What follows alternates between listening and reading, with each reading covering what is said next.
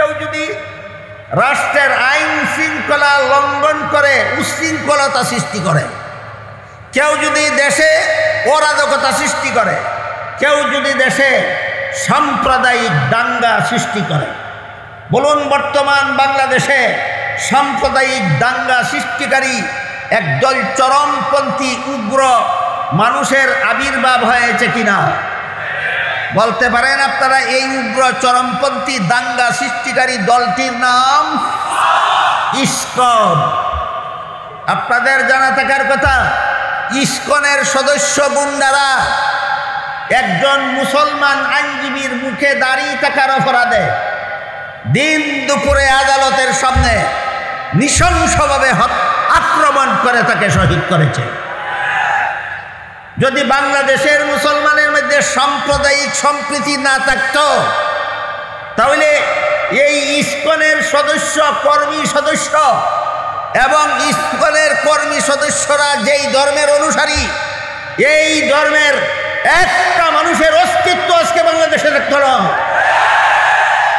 বাংলাদেশের মুসলমানের মতো সাম্প্রদায়িক সম্প্রীতি বজায় রাখার মতো মুসলমানের অভাব আছে দুনিয়াতে। তাই এরা দেশের আইন শৃঙ্খলা বিরোধী, এদের দেশের শান্তিপ্রিয় নাগরিক নয়, এরা হইল দেশদ্রোহী, রাষ্ট্রদ্রোহী। এরা দেশের বন্ধু নয়, শত্রু। আমার কথা বুঝে থাকলে বলুন, ইসকনের গুন্ডারা বাংলাদেশের শান্তিপ্রিয় নাগরিক না দেশের শত্রু? ইসকনের গুন্ডারা দেশের শত্রু। এরা দেশের আইন মানে না, দেশের শৃঙ্খলা মানে না। এরা খুনি, এরা সন্ত্রাসী, এরা জঙ্গি, এরা উগ্রবাদী। এদের অধিকার নাই এই দেশের নাগরিকদের সাথে একদল হয়ে থাকা। এদের ব্যাপারে সরকারের দায়িত্ব হলো এদেরকে আইনের আওতায় এনে খুনিদেরকে ফাঁসি দিতে হবে। এর নিম্নমানের অপরাধীদেরকে জেলখানায় বন্দী করে দিতে হবে। এটা সরকারের দায়িত্ব।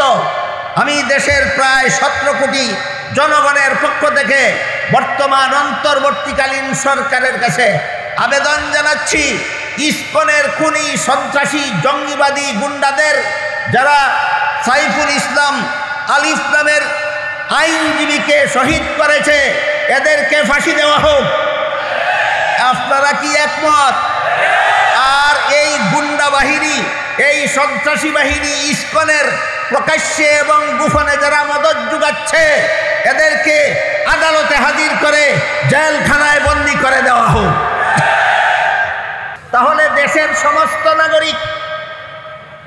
সমস্ত নাগরিক একটা প্ল্যাটফর্মে, ঐতিহাসিক মদিনা সনদের ধারা উপধারা মতে দেশের সকল ধর্মাবলম্বী একটা প্ল্যাটফর্মে একতাবদ্ধ হয়ে সকলে মিলেমিশে দেশ গড়বে, দেশ রক্ষা করবে, দেশের উন্নতি করবে, বিনা শর্তে না দেশের হিতাকাঙ্ক্ষী হওয়ার শর্তে, দেশের আইন শৃঙ্খলা মেনে চলার শর্তে। যদি দেশের অনিষ্ট সাধনে লিপ্ত হয়, এদের সাথে দেশের শান্তিপ্রিয় নাগরিকের কোনো ঐক্য হতে পারে না।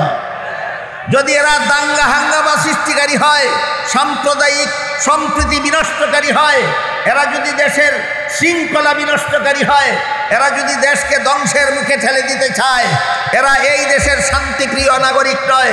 এদেরকে আইনের মোকাবেলায় এনে যথাযথ দৃষ্টান্তমূলক শাস্তি দেওয়ার ব্যবস্থা করতে হবে।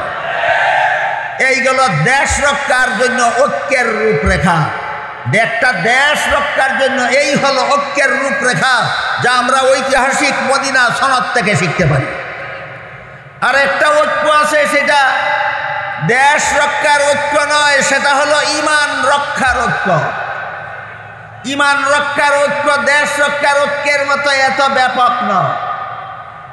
ঈমান রক্ষার ঐক্যের ব্যাপারে আল্লাহ পাক রব্বুল আলামিন পবিত্র কোরআনের আয়াতে বলেন, ওয়াতাসিমু বিহাবলিল্লাহি জামিআন ওয়া লা তাফাররাকু। হে মুমিন মুসলমানেরা, তোমরা আল্লাহর রশ্মিকে শক্তভাবে ধারণ করার মাধ্যমে ঐক্যবদ্ধ হও। এখানে শুধু মুমিন মুসলমানদেরকে আল্লাহ একটা নির্দেশ দিয়েছেন ঐক্যবদ্ধ হওয়ার, এবং সেই ঐক্যবদ্ধ হওয়ার প্ল্যাটফর্মটা কোরআনে সুস্পষ্টভাবে বলে দিয়েছেন সেটা হবে আল্লাহর রশি। আল্লাহর রশি শব্দটা এখানে রূপক অর্থে ব্যবহৃত হয়েছে। তাফসীরের কিতাবে লেখা আছে এখানে রশি বলতে আল্লাহ তার দ্বীন বুঝিয়েছেন।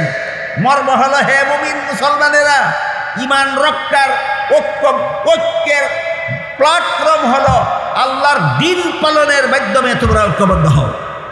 তাহলে মুমিন মুসলমানেরা ঐক্যবদ্ধ হবে কি পালনের মাধ্যমে? আল্লাহর দ্বীন পালনের মাধ্যমে। এখন দেখা যায় অনেক আল্লাহ ঐক্যবদ্ধ হওয়ার যে নির্দেশ মুসলমানদের দিয়েছেন, যে আল্লাহর দ্বীন পালনের মাধ্যমে ঐক্যবদ্ধ হওয়ার নির্দেশ দিয়েছেন, সেটা জানে কিনা জানে না, আল্লাহই ভালো জানে, আমার জানা নাই। কিন্তু ঐক্যের প্ল্যাটফর্মের কথা বলে না, আল্লাহ প্রদত্ত রূপরেখার কথা বলে না, শুধু বলে আসো সব মুসলমান আমরা একদল হয়ে যাই। আমার দলে আসো সবাই একদল হয়ে যায়। সবাই যদি বলে আমার দলে আসো সবাই একদল হয়ে যায়, কিয়ামত পর্যন্ত একদল হওয়া যাবে? আল্লাহ কোরআনে বলেন একদল হওয়ার প্ল্যাটফর্ম আমার দল তোমার দল নয়। মুসলমানদের ঐক্যবদ্ধ হওয়ার একমাত্র প্ল্যাটফর্ম হলো আল্লাহর দ্বীন। মুসলমানদের ঐক্যবদ্ধ হওয়ার একমাত্র প্ল্যাটফর্ম হলো আল্লাহর দ্বীন। রাসূল করিম সাল্লাল্লাহু আলাইহি ওয়াসাল্লাম জীবনের শেষের দিকে জন্মস্থান মক্কা শরীফ থেকে হিজরত করে মদিনা শরীফ চলে গেছিলেন।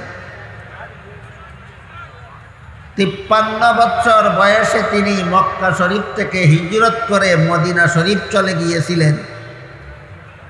সেখানে জীবনের শেষ 10টি বছর অতিবাহিত করেছিলেন।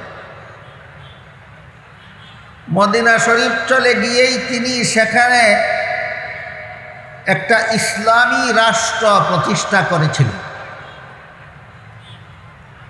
এবং সেই রাষ্ট্র পরিচালনার জন্য আল্লাহর রাসূল একটা লিখিত সংবিধান তৈরি করেছিলেন। পৃথিবীর ইতিহাসে এই সর্বপ্রথম লিখিত সংবিধানের সন্ধান পাওয়া যায়। এর আগে কোন রাজা বাদশার লিখিত সংবিধান ছিল বলে সন্ধান পাওয়া যায় না। পূর্ববর্তী রাজা বাদশাগণ কতগুলি প্রচলিত প্রথা এবং মুখস্থ কথার ভিত্তিতে দেশ শাসন করতেন।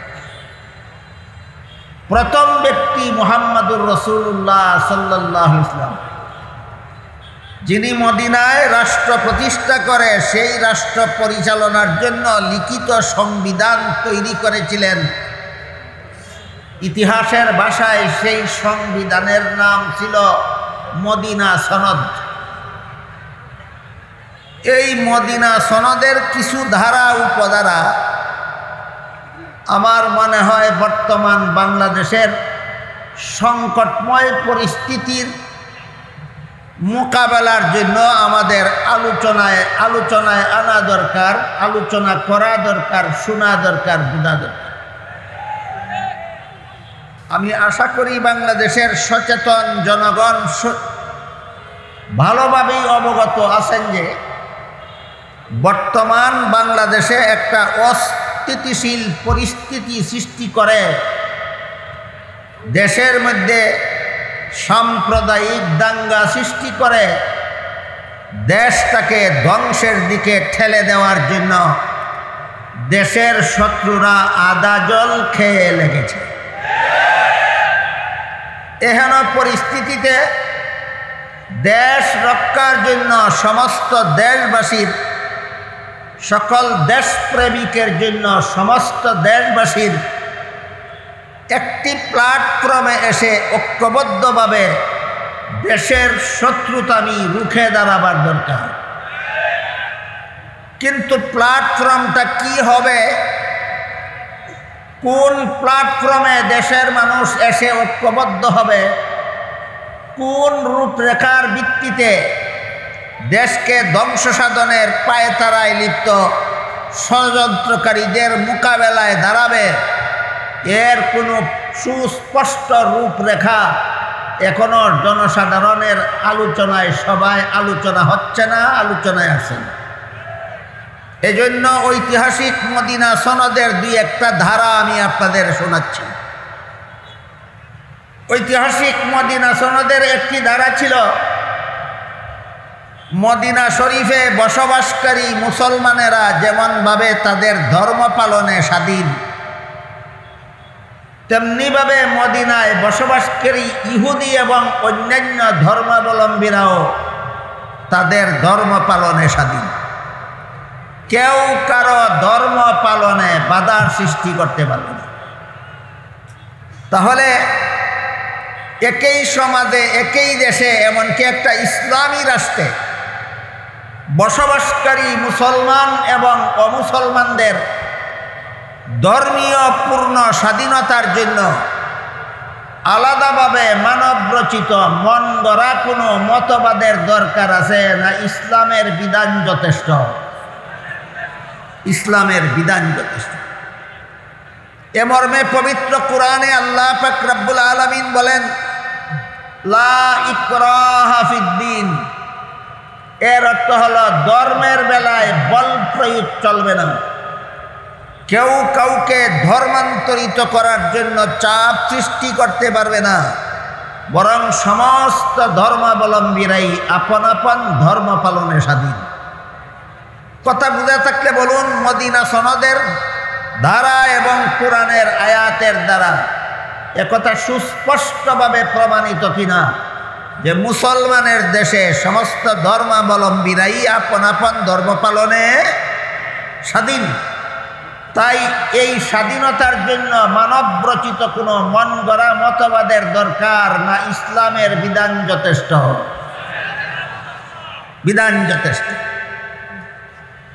এই স্বাধীনতারও একটা সীমা রেখা আছে, সেটাও আমরা অনেক সময় ভুলে যাই। এই স্বাধীনতার অর্থ এ নয় যে মুসলমানেরা হিন্দুদের দুর্গা পূজার অনুষ্ঠানে মিষ্টি খেতে যাবে আর হিন্দুরা মুসলমানের ঈদুল আজহার অনুষ্ঠানে গরুর গোশত খেতে আসবে। এই স্বাধীনতার সীমারেখা এত দূর প্রসারিত নয়। এই অপকর্মটা সমাজে চালু করার জন্য দীর্ঘদিন অপচেষ্টা চালানো হয়েছে এবং বলা হয়েছে ধর্ম যার যার, উৎসব সবার।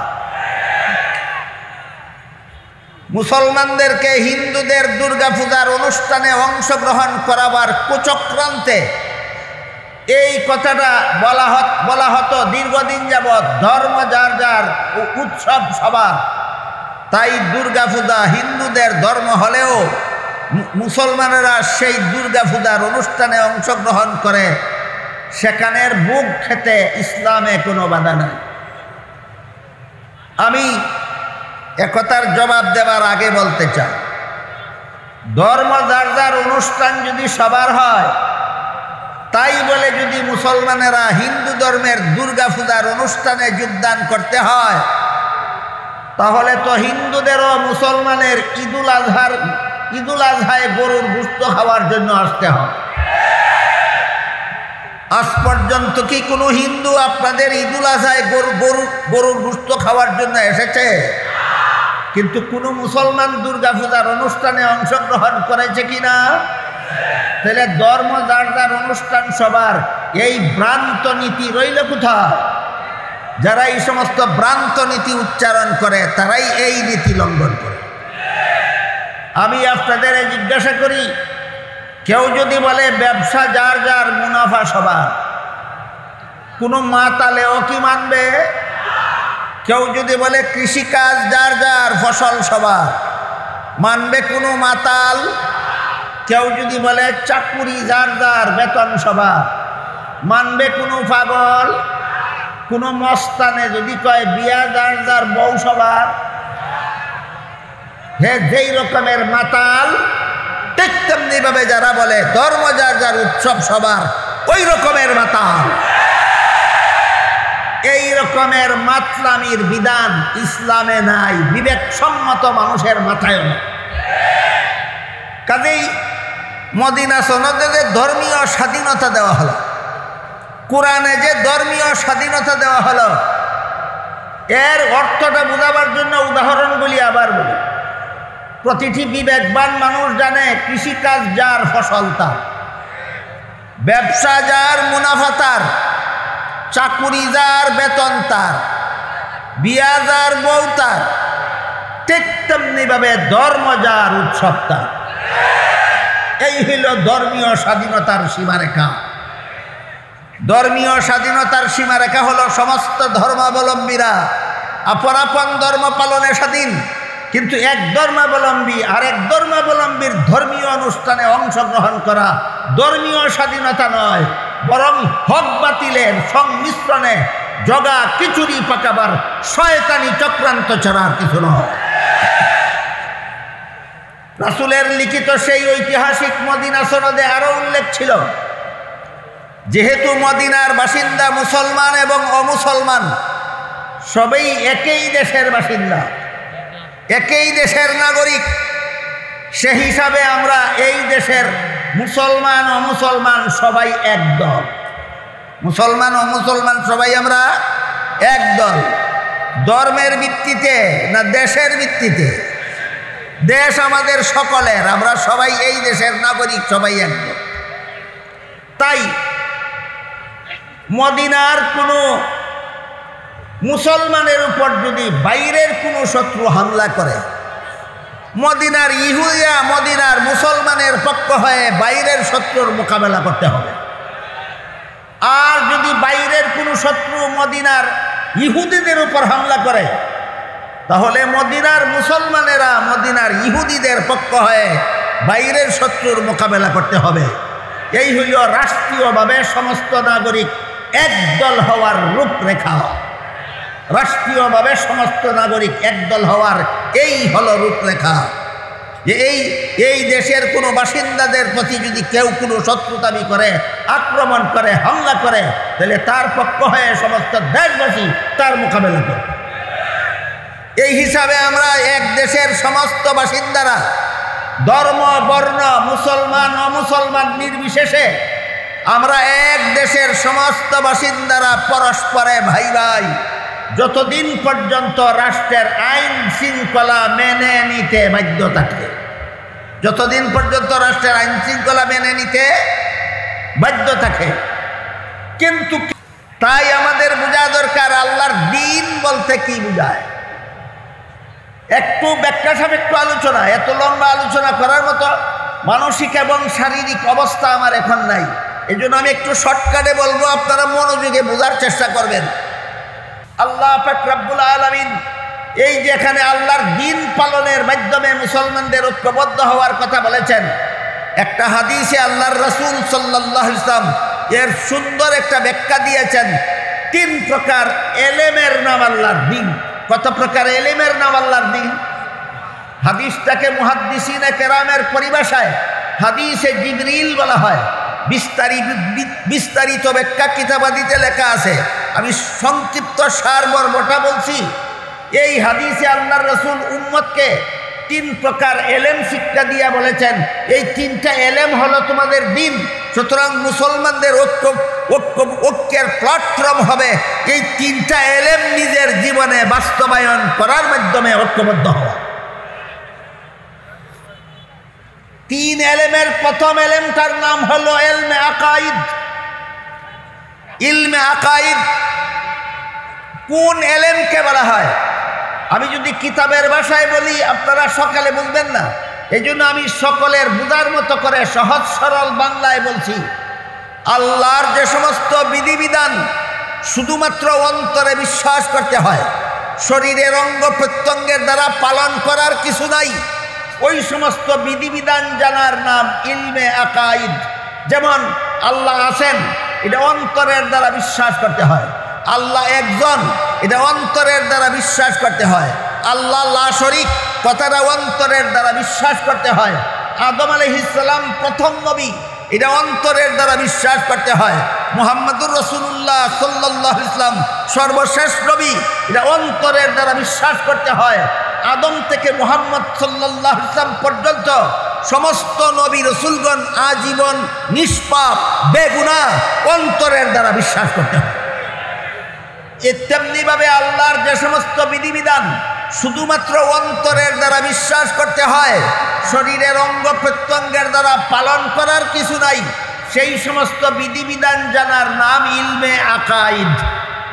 এ মর্মে আল্লাহ পবিত্র কোরআনের সূরার 13 নম্বর আয়াতে বলেন, আকিমুদ্দিন, তোমরা ইসলামের বিশুদ্ধ মতবাদে অটল থাকো, ইসলামের সহি আকীদায় অটল থাকো। কেন আল্লাহ আয়াত নাযিল করলেন? সূরার 13 নম্বর আয়াতে আল্লাহ মুসলমানদেরকে ইসলামের বিশুদ্ধ মতবাদে অটল থাকার নির্দেশ কেন দিলেন? কারণ নবীর যুগেও এমন যথেষ্ট লোক ছিল, সর্বযুগেই এমন কিছু লোক থাকে যারা দাবি করে ধর্ম আমার ইসলাম, কিন্তু মতবাদ পোষণ করে বাতিল।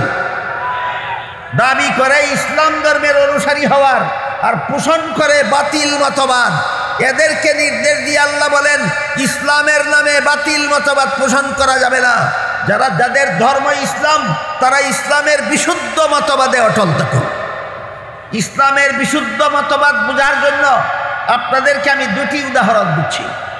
একটি উদাহরণ হলো আল্লাহ পবিত্র কোরআনের সূরা আহজাবের 40 নম্বর আয়াতে আমাদের নবী মুহাম্মদুর রাসূলুল্লাহ সাল্লাল্লাহু আলাইহি ওয়াসাল্লামকে খাতামান নাবিয়্যিন উপাধি দিয়েছেন। খাতামান নাবিয়্যিন আমাদের নবীকে দেওয়া আল্লাহর একটা উপাধি, আল্লাহর দেওয়া উপাধি। হাদিস শরীফে রাসূল করিম সাল্লাল্লাহু আলাইহি ওয়াসাল্লাম বলেন, আনা খাতামুন নাবিয়্যিন লা নাবিয়্যা বাদি। আমার উপাধি যে খাতামুন নাবিয়্যিন, এর অর্থ হলো আমার পরে আর কোনো নবী নাই, আমি শেষ নবী। হাদিস শরীফে রাসূল করিম সাল্লাল্লাহু আলাইহি ওয়াসাল্লাম বলেন, আনা খাতামুন নাবিয়্যিন লা নাবিয়্যা বাদি। আমার উপাধি যে খাতামুন নাবিয়্যিন, এর অর্থ হলো আমার পরে আর কোনো নবী নাই, আমি সর্বশেষ নবী। এবার বলুন, কাদিয়ানীরা এটা মানে কিনা? মানে না। ইসলামের বিশুদ্ধ মতবাদ মুহাম্মদুর রাসূলুল্লাহ শেষ নবী, কুরআনে বর্ণিত, হাদিসে বর্ণিত। কাদিয়ানীরা মানে না, কিন্তু নিজেদের দলের নাম দিয়েছে আহমদিয়া মুসলিম জামাত। মুসলিম জামাত অর্থ মুসলমানের দল। মুসলিম জামাত অর্থ মুসলমানের দল।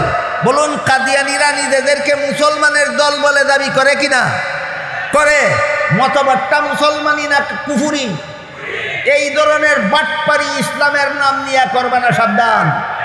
এই নির্দেশ দিয়াই আল্লাহ সূরার 13 নম্বর আয়াতে বলেন, আকিমুদ্দিন, তোমরা যারা দাবি করো তোমাদের ধর্ম ইসলাম, ইসলামের নামে ভ্রান্ত মতবাদ পোষণ করবে না, ইসলামের বিশুদ্ধ মতবাদে অটল থাকো। আরেকটি উদাহরণ দিচ্ছি। পবিত্র কোরআনের আরেক আয়াতে আল্লাহ পাক রব্বুল আলামিন বলেন, লা ইয়ানালু আহদিজ জালিমিন। এর অর্থ হলো গুনাহগারদেরকে আমি নবী বানাই না। গুনাহগারদেরকে নবী বানাই না। আমি যাদেরকে নবী বানাই তারা জীবনে কোনোদিন গুনাহ করেন না। বলেন, আল্লাহর এই নীতিটা 1-2 নবীর বেলায় ব্যতিক্রম, না সকল নবীর বেলায় সামগ্রিক? আল্লাহর এই নীতিটা 1-2 নবীর বেলায় ব্যতিক্রম নয়, সকল নবীর বেলায় সামগ্রিক। আল্লাহ সমস্ত নবীগণের বেলায় সামগ্রিক মূলনীতির ঘোষণা দিয়ে কোরআনে বলেন, সমস্ত নবী রাসূলগণ হয়ে থাকেন আজীবন নিষ্পাপ। কেমন নিষ্পাপ? আজীবন নিষ্পাপ। এটা ইসলামের বিশুদ্ধ আকীদা, এটা ইসলামের বিশুদ্ধ মতবাদ। কিন্তু বর্তমান মুসলমান সমাজে বেশ কিছু স্বঘোষিত পণ্ডিত আছে, স্বঘোষিত পণ্ডিত। বর্তমান মুসলমান সমাজে এমন কিছু স্বঘোষিত পণ্ডিত আছে যারা নিজেদের পাণ্ডিত্য প্রকাশ করার সৎ উদ্দেশ্যে বিভিন্ন নবীর জীবনের বিভিন্ন ঘটনাকে অপব্যাখ্যা করে নবীগণকে গুনাহগার সাব্যস্ত করে। এই সমস্ত নবীগণের প্রথম পর্যায়ে রয়েছেন হযরত আদম আলাইহিস সালাম। এই সমস্ত ভ্রান্ত মতবাদীরা আদম আলাইহিস সালাম যে জান্নাতে নিষিদ্ধ গাছের ফল খেয়েছিলেন, এই ঘটনার অপব্যাখ্যার মাধ্যমে আদম আলাইহিস সালামকে গুনাহগার সাব্যস্ত করে। আদম আলাইহিস সালাম জান্নাতে নিষিদ্ধ গাছের ফল খেয়েছিলেন, ঘটনা কোরআনেও আছে, হাদিসেও আছে। কিন্তু আদম আলাইহিস সালামের নিষিদ্ধ গাছের ফল খাওয়াকে কেন্দ্র করে তাকে গুনাহগার সাব্যস্ত করা ইসলামী মতবাদ নয়, খ্রিস্টানি মতবাদ। কিভাবে খ্রিস্টানি মতবাদ? এবার সে কথাটা শুনুন। খ্রিস্টানদের লিখিত একটা বইয়ের নাম আছে কোরআনের আলোকে বেহেশতে যাওয়ার পথ। নামটা দেখলে কোনো মুসলমান কল্পনাও করতে পারবে না যে এটা কোনো খ্রিস্টানদের লেখা, অথচ এটা খ্রিস্টানদের লেখা বই। নাম দিয়েছে কোরআনের আলোকে বেহেশতে যাওয়ার পর। সেই বইয়ে খ্রিস্টানেরা লিখেছে প্রথম মানুষ আদম, প্রথম পাপিষ্ট। কি ছিল আদমের পাপ? বইয়ে লিখেছে নিষিদ্ধ গাছের ফল খাওয়া ছিল আদমের পাপ। তারপরে সেই বইয়ে লেখে এই পাপিষ্ট আদমের বংশে যত নবী জন্মগ্রহণ করেছে সবগুলি নবী জন্মগত পাপিষ্ট। কি ছিল অন্যান্য নবীর পাপ? বংশে জন্ম হওয়াটাই ছিল অন্যান্য নবীর পাপ। বলেন এটা কোনো ধর্মীয় মতবাদ হতে পারে না, গাঁজাখুরি কথা। এমন গাঁজাখুরি কথা বিশ্বাস করে বর্তমান দুনিয়ার খ্রিস্টানেরা আর গাঁজাখুরি কথাগুলিকে ধর্মের নামে চালিয়ে দেয়। তারপরে তারা ওই বইয়ে লেখে শেষ পর্যন্ত আল্লাহ একজন নবীকে নিষ্পাপ বানাবার জন্য আর পাপিষ্ট আদমের বংশে জন্ম না দিয়ে আল্লাহ নিজের ঔরসে জন্ম দিলেন। তিনি হলেন হযরত ঈসা আলাইহিস সালাম। একমাত্র ঈসা নবী নিষ্পাপ, পাপিষ্ট আদমের বংশে জন্মগ্রহণ না করে আল্লাহর ঔরসে জন্মগ্রহণ করার জন্য। বইয়ের রেফারেন্সগুলি বুঝে থাকলে বলুন, নবীকে পাপিষ্ট সাব্যস্ত করা, বিশেষত আদম আলাইহিস সালামকে জান্নাতে নিষিদ্ধ গাছের ফল খাওয়ার ঘটনাকে অপব্যাখ্যা করে আদমকে পাপিষ্ট সাব্যস্ত করা ইসলামী মতবাদ না খ্রিস্টানি মতবাদ? সুতরাং মুসলমান সমাজের যারাই কোনো না কোনো নবীকে এইভাবে অপব্যাখ্যার মাধ্যমে গুনাহগার সাব্যস্ত করার অপচেষ্টায় লিপ্ত, এরা বুঝে হোক না বুঝে হোক, জেনে হোক না জেনে হোক, ইচ্ছায় হোক অনিচ্ছায় হোক, এরা মুসলমান সমাজে ইংরেজের দালালি করে যাচ্ছে। তাই আমাদের পরিষ্কারভাবে বুঝে নেওয়া দরকার আদমের জান্নাতে নিষিদ্ধ গাছের ফল খাওয়ার শুদ্ধ ব্যাখ্যাটা কি, যেটা ইসলামী মতবাদ। সেটা মুফাসসিরিনে কেরাম তাফসীরের কিতাবে লিখেছেন। অতীতকালের প্রায় ১৫০০ বছরের ইতিহাসে যত নির্ভরযোগ্য মুফাসসিরিনে কেরাম, যত গ্রহণযোগ্য তাফসীরের কিতাবাদি লিখেছেন, সমস্ত মুফাসসিরিনে কেরাম তাফসীরের কিতাবে আদমের নিষিদ্ধ গাছের ফল খাওয়াকে ব্যাখ্যা করেছেন এভাবে, সেটা হলো মানুষের কোনো কাজের দ্বারা সওয়াব হয় অথবা কোনো কাজের দ্বারা গুনাহ হয়, জান্নাতি জীবনে নয়, দুনিয়ার জীবনে। বুঝে থাকতে বলুন, মানুষের কোনো কাজে সওয়াব হয়, কোনো কাজে গুনাহ হয় কোন জীবনে? দুনিয়ার জীবনে। জান্নাতি জীবনের কোনো কাজে সওয়াব নাই, কোনো কাজে গুনাহ নাই। সুতরাং আদম আলাইহিস সালাম নিষিদ্ধ গাছের ফল খেয়েছিলেন কোন জীবনে? এর সাথে সওয়াবেরও কোনো সম্পর্ক নাই, এর সাথে গুনাহরও কোনো সম্পর্ক নাই। এবার বলুন, এই ব্যাখ্যাটা মেনে নিলে আল্লাহ কোনো গুনাহগারকে নবী বানান না, আর যাদেরকে নবী বানান এরা কোনোদিন গুনাহ করে না, সেই মূলনীতি লঙ্ঘন হয় না রক্ষা হয়? রক্ষা হয়। সুতরাং এই ব্যাখ্যা হইল বিশুদ্ধ ব্যাখ্যা। সুতরাং আমরা যারা মুসলমান, আমরা নবীকে গুনাহগার বিশ্বাস করে মুসলমান হওয়ার দাবি করব না নবীগণকে বেগুনাহ বিশ্বাস করে মুসলমান হওয়ার দাবি করব? এটা ইসলামের বিশুদ্ধ মতবাদ। যারা নবীগণকে গুনাহগার সাব্যস্ত করে এরা ইসলামের নামে ভ্রান্ত মতবাদে বিশ্বাসী। আজকাল তারাই মুসলমানদেরকে ঐক্যের দাওয়াত বেশি বেশি দিয়ে থাকে। আসো মুসলমানেরা, বাংলাদেশের বর্তমান পরিস্থিতিতে আমাদের ঐক্যবদ্ধ হওয়া দরকার। আমি প্রথমেই জিজ্ঞাসা করব, তুমি দেশ রক্ষার ঐক্যের দাওয়াত দিচ্ছ না ঈমান রক্ষার ঐক্যের দাওয়াত দিচ্ছ? যদি দেশ রক্ষার ঐক্যের দাওয়াত দিয়ে থাকো, এখানে শুধু মুসলমানকে ডাকার কোনো দরকার নাই। মুসলমান ও মুসলমান নির্বিশেষে সমস্ত মুসলমান বর্তমানে দেশ রক্ষার জন্য ঐক্যবদ্ধ হওয়া দরকার, যার রূপরেখা ঐতিহাসিক মদিনা সনদে উল্লেখ আছে। আর যদি ঈমান রক্ষার দাওয়াত দিয়ে থাকো, তাহলে নবীগণকে গুনাহগার বিশ্বাস করা ঈমান রক্ষা নয়, ঈমানকে ধ্বংসের মুখে ঠেলে দেওয়া। তোমার মতো ভ্রান্ত মতবাদীর সাথে কোনো সত্যিকারের দিনদার মুসলমানের ঐক্য হতে পারে না। তাই আল্লাহ পাক রব্বুল আলামিন পবিত্র কোরআনে যে আয়াতে মুসলমানদের ঐক্যবদ্ধ হওয়ার দাওয়াত দিয়েছেন, সেই আয়াতে ঐক্যবদ্ধ হওয়ার দাওয়াত দেওয়ার আগে ঐক্যের প্ল্যাটফর্ম চিহ্নিত করে দিয়েছেন। আল্লাহর দিন পালনের মাধ্যমে ঐক্যবদ্ধ হও।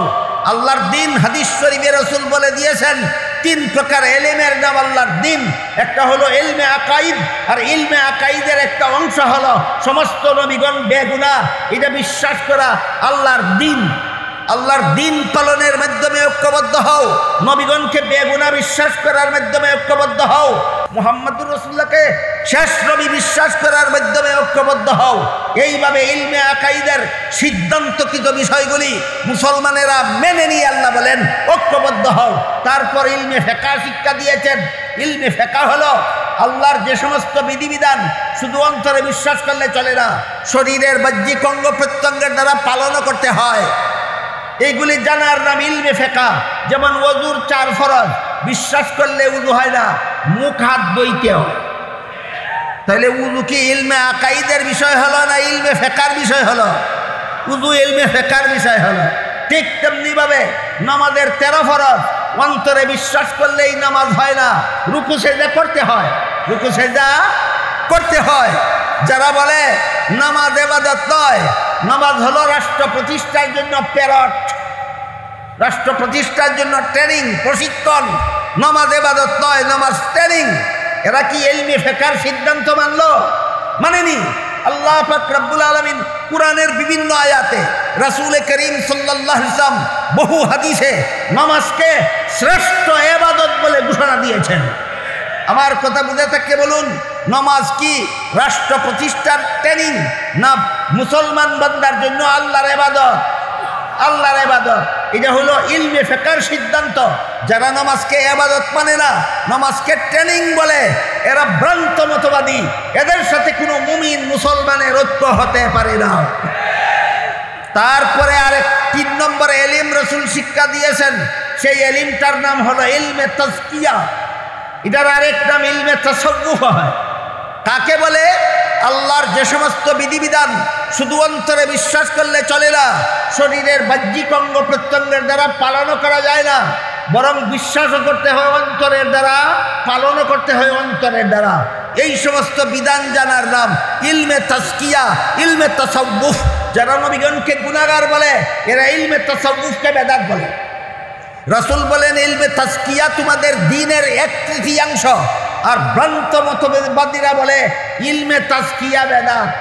তাহলে এরা শহীদিনের উপর আছে না ইসলামের নামে ভ্রান্ত মতবাদে আছে?